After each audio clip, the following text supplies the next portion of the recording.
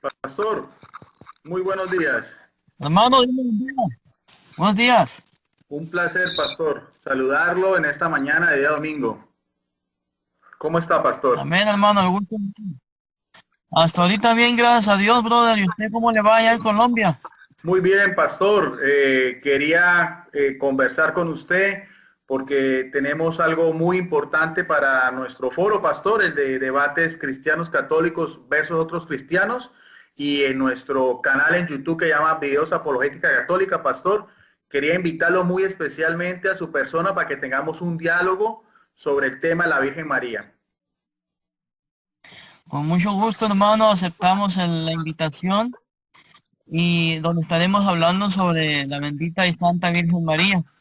Pastor, para quienes no lo conozcan y piensen que de pronto esto puede ser un circo o un teatro o que usted de pronto es alguien disfrazado, porque no es fácil o no es algo común encontrar a un pastor evangélico hablar de la Virgen María, quisiera que nos contara, pastor, quién es usted, qué cargo representa, cuál es su iglesia.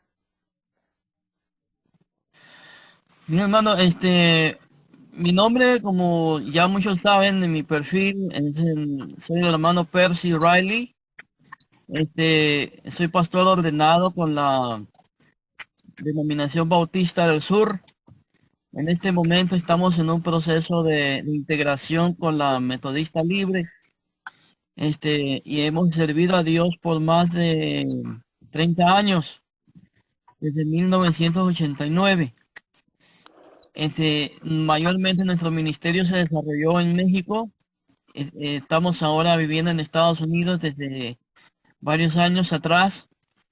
Y sí, hermano, como usted dice, mucha gente se asombra, ¿no? De que uno pues no acepte la posición evangélica sobre la Virgen María. La Virgen María, hermano amado, es uno de los personajes bíblicos más mal comprendidos dentro de la iglesia evangélica. Es el personaje del cual todos hablan, pero hablan mal, desde un concepto equivocado que se tiene, porque a la Virgen María se le considera una diosa pagana que existió hace mucho tiempo, lo cual es cierto. Yo no estoy negando que en la antigüedad no hayan habido diosas paganas con la misma posición que la Virgen María, que nació un hijo de un dios y que era virgen. Pero hermano amado, debemos de considerar algo importante, que aunque María era un ser humano, al igual que nosotros, la diferencia entre María y cualquier creyente, sea católico, sea evangélico, es que María es la madre de Dios. Cuando yo digo que es la madre de Dios, no estoy diciendo que María sea una diosa, ni que tampoco la divinidad de Cristo dependa de María, porque María no es la fuente de la divinidad de Jesús. Jesús ya era Dios antes que María existiera. Cuando yo digo que María es madre de Dios, estoy diciendo plenamente y sin ningún temor a equivocarme que Jesús es Dios. Por lo tanto, María es Dios. Perdón, Jesús es Dios. Entonces, hermano, esa es mi posición. Y como usted dice, hay mucha gente que dice que yo soy un infiltrado, que soy un jesuita, que soy, algunos evangélicos me han acusado que soy hasta, ¿cómo se llama? Hijo de Satanás, enviado de Satanás, que soy un herético, porque la verdad yo acepto muchas doctrinas y estoy de acuerdo con muchos dogmas de la iglesia católica, porque le encuentro sustento bíblico. Pero volviendo al tema de María, María es una persona a la cual los cristianos, tanto evangélicos, católicos como ortodoxos, debemos honrarla y tenerla en un alto grado de estima, porque es la madre de Dios. Y aparte de eso, que es la madre de Dios, hermano, tenemos que ver que María fue un gran ejemplo a seguir, ¿sí? Este, y eso es todo lo que tengo que decir, hermano. Pastor, ¿Sí?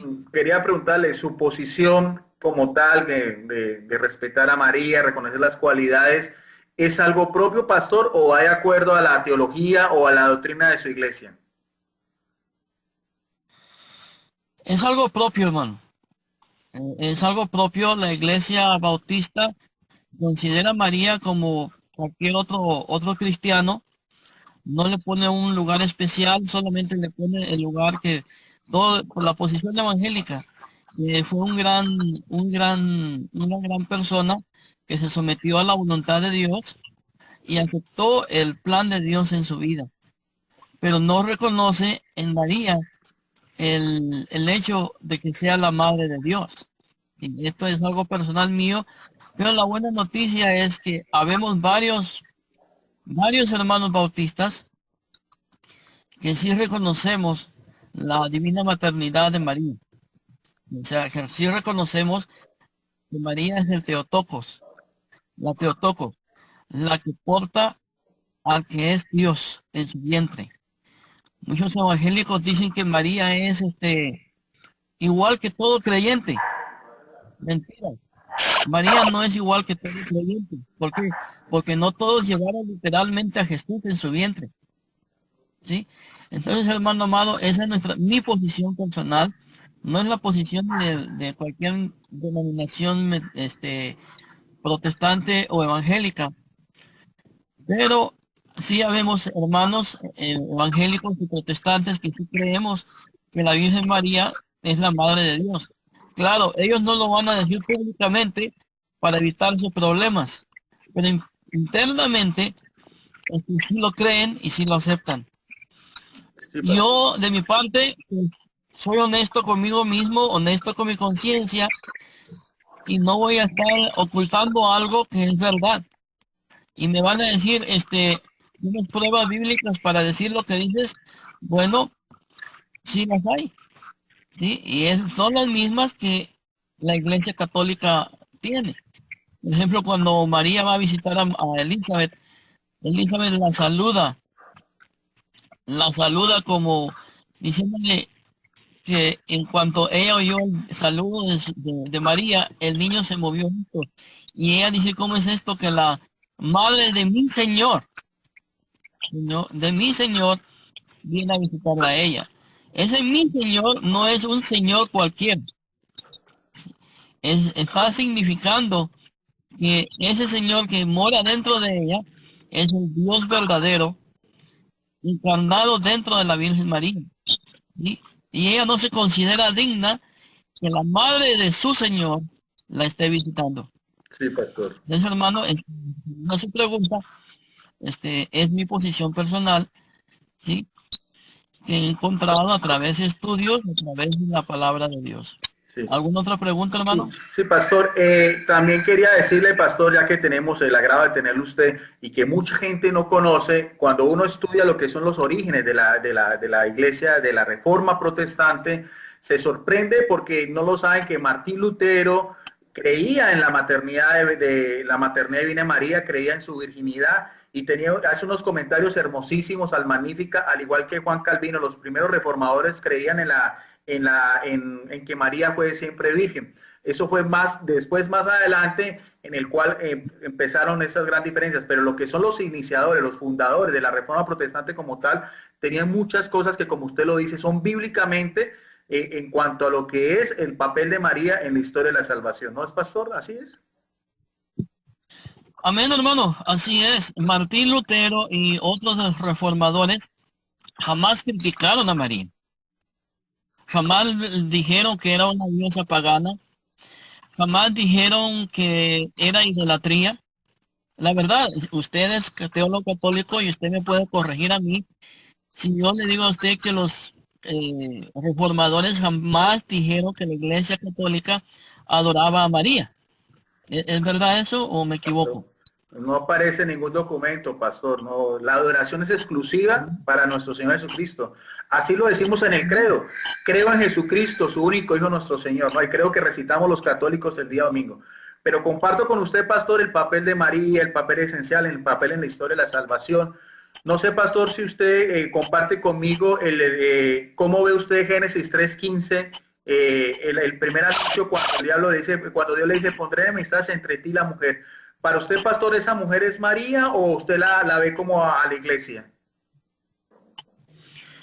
Debemos de comprender que cuando Dios le dice a María perdón, le dice a Eva, el que Dios le dice a Eva, y pondré enemistad entre ti y su simiente, y tú y esa aplastará la cabeza de la serpiente.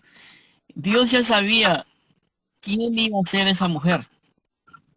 O sea, que de la simiente de la mujer iba a nacer otra mujer, que por medio de ella se iba a aplastar la cabeza de la serpiente.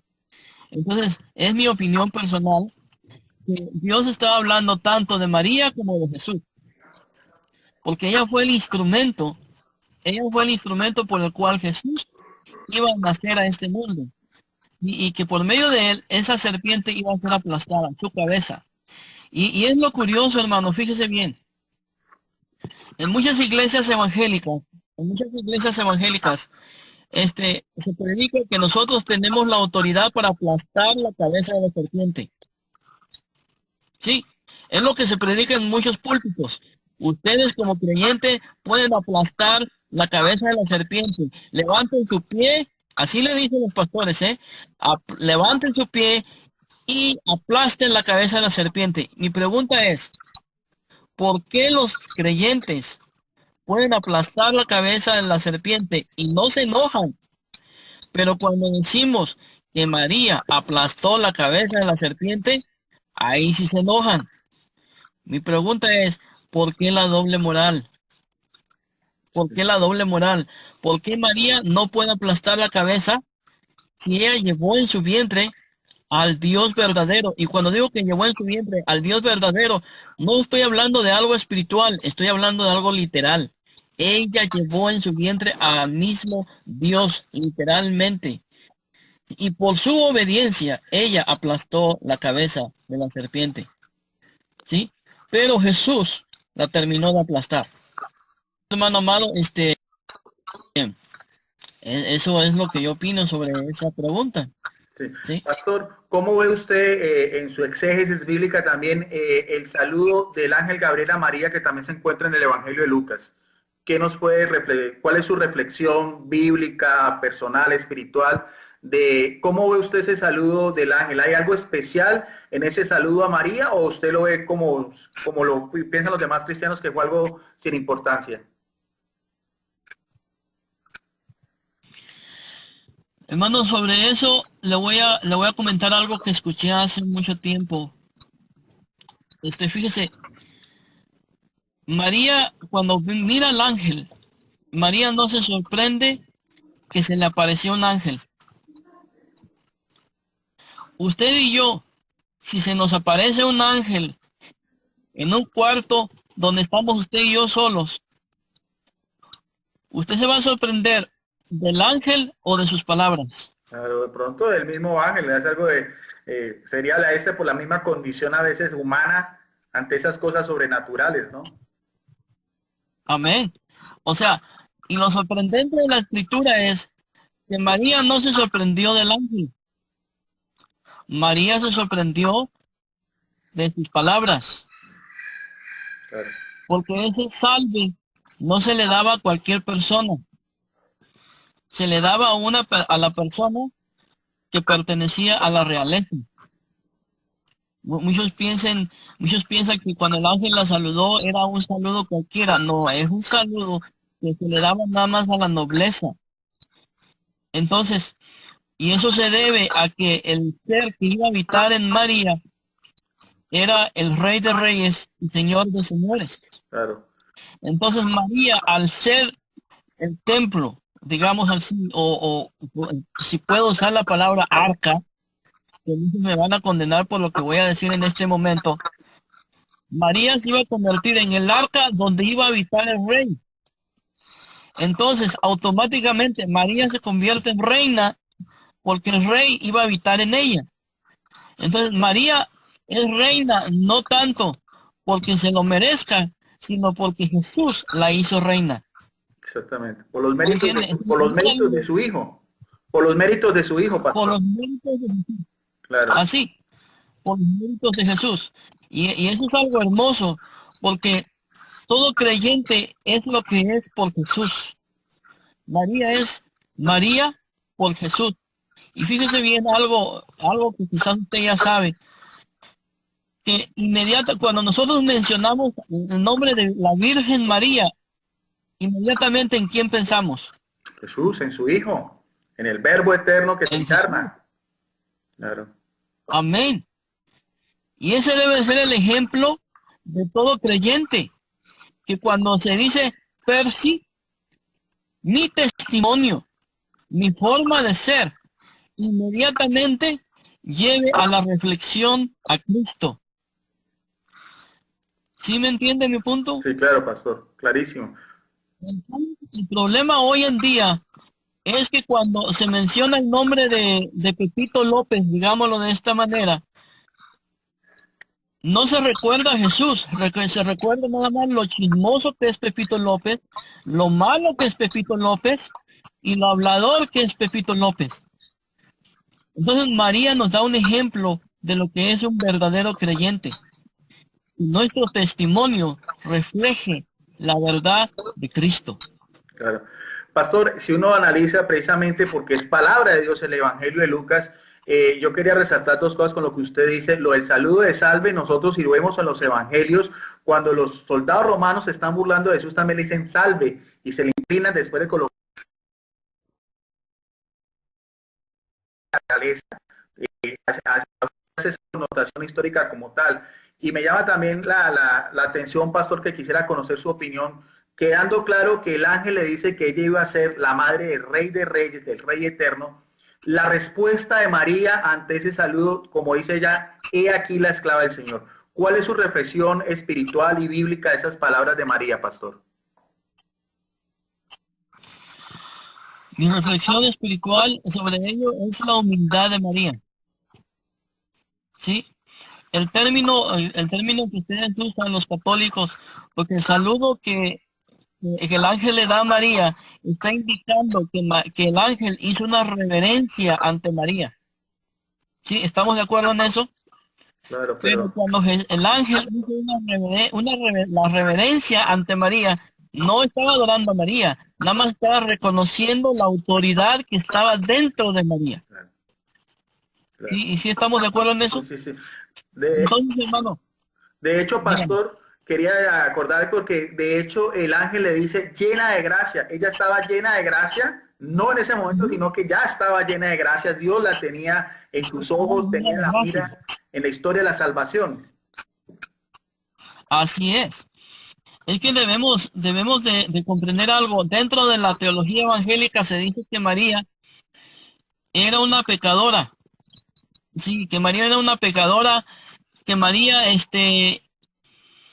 era una pecadora igual que todos los seres humanos. Eso no es cierto. En mi opinión personal, me adhiero a lo que dice Scott Hans. Nunn. ¿Cómo se llama él, hermano? Scott Hans, el teólogo Scott Hans. Scott Hans. Nunn. Duns Scoto, el beato. Scott. Sí, el franciscano. Sí, el beato Scoto dice, si Dios como un ser soberano, si Dios en su soberanía tiene el poder para justificar a una persona, en el momento que Jesús está siendo sacrificado en la cruz, ¿no tiene Dios en su soberanía el mismo poder para justificar a un ser humano antes del evento? En otras palabras, si Dios tiene el poder soberano de justificar a alguien en el evento, ¿no tendrá el mismo poder para justificar a esa persona antes del evento? La respuesta es sí. Dios tiene el poder para justificarlo, redimirlo y salvarlo. Claro. Dios como a María. Justificó a María para poderla llenar de su gracia. María no es un accidente de Dios. ¿Sí? María es el propósito que Dios tiene para traer a su Hijo al mundo y redimirlo a través de él. ¿Sí? Sí. ¿Respondida su pregunta? Sí, pastor. De hecho, si uno ve la respuesta de María cuando dice, he aquí la esclava del Señor, más de la vida de María, de una reina, fue la vida de una esclava, que fue, si uno ve los pocos pasajes que se habla sobre María, lo que vemos en ella es un servicio. Por ejemplo, ¿qué hace después de que el mismo Evangelio de Lucas dice, después de ese anuncio del ángel que se le aparece, inmediatamente, ¿qué es lo que hace María, pastor? ¿Qué nos dice el Evangelio de Lucas? Fue a visitar a su prima Isabel a servirlo. Claro. Sí. Claro. Pastor, ¿cómo ve usted también algo que entre a veces los evangélicos y los católicos, un pasaje también que me llama mucho la atención, que es, por ejemplo, cuando dos eventos, los pocos que se hablan, la pérdida de Jesús en el templo y la angustia de María al encontrar después a su hijo después de 3 días? ¿Cómo ve usted ese evento? Ver cómo Jesús estaba ya interponiéndole a los planes de su padre y sus dos padres aquí en la tierra buscándolo, pero cómo Jesús, en primer lugar, están las cosas de su padre, pero María humanamente lo que le interesara a su hijo. ¿Cómo ve usted ese pasaje de la pérdida de Jesús en el templo? Primeramente, hermano, debemos de ver que no fue un descuido de María, porque muchos evangélicos, y no es que los esté acusando, nada más estoy exponiendo las ideas que ellos tienen erróneas sobre María, porque lamentablemente dentro de la iglesia evangélica se trata de desprestigiar tanto el amor de María, el testimonio de María, y se quiere reducir tanto lo que María hizo y la importancia de María dentro de la iglesia, que el hecho de que María haya perdido a Jesús en el templo y no se haya dado de cuenta, hermano amado, hasta unos días después, no significa que María se olvidó de Jesús. Es nada más, hermano, que dentro de la tradición judía, los niños iban con el padre, las mujeres iban separadas de los hombres.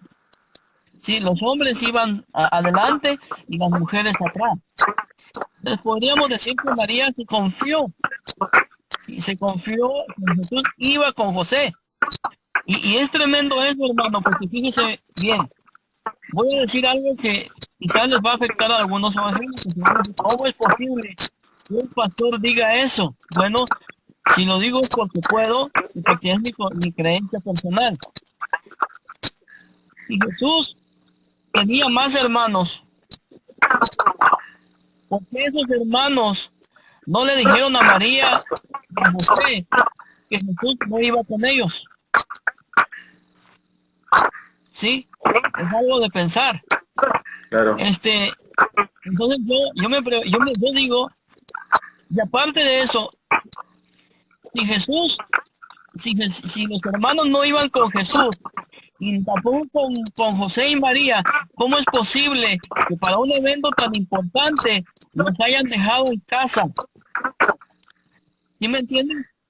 Eso significa eso significa dos cosas. Una, que los hermanos de Jesús se quedaron en la casa de José, lo cual yo lo dudo, o que Jesús no tenía hermanos. ¿Sí? Claro.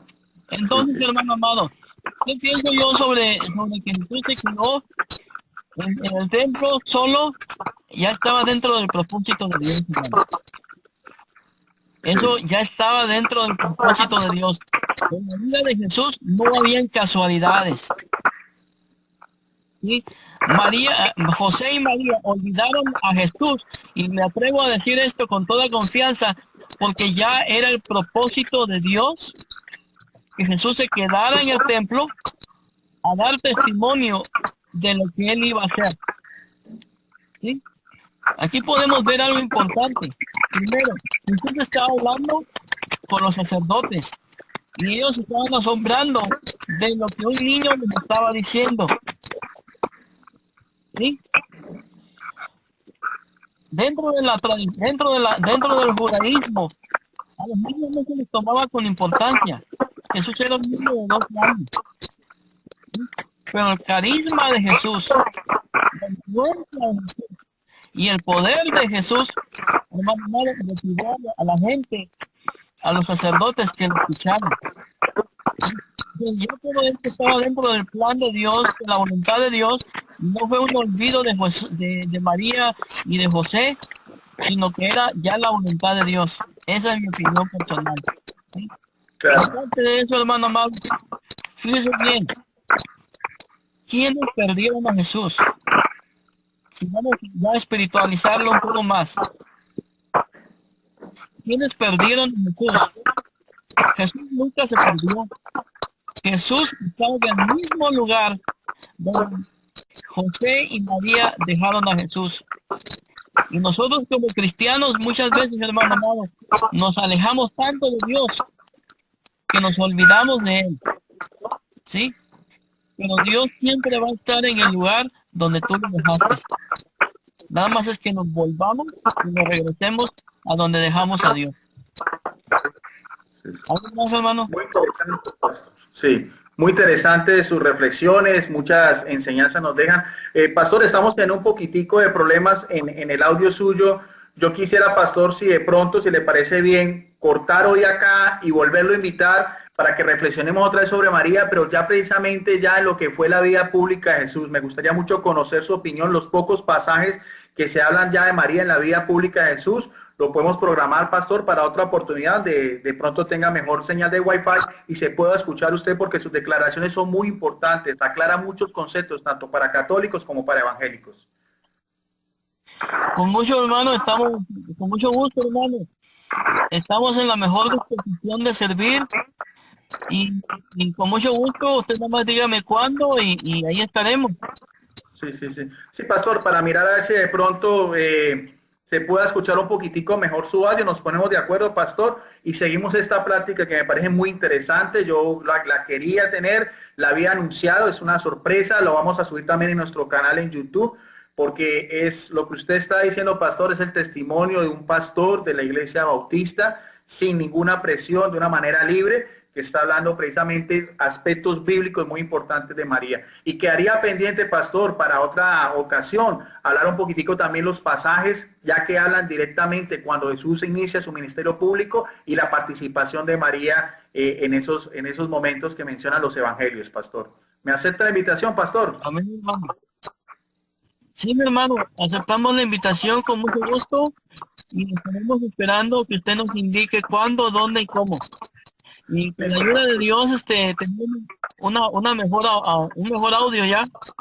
Sí, con un mejor Wi-Fi. Pastor, antes de finalizar, quería que nos encomiende usted en una oración para finalizar esta transmisión.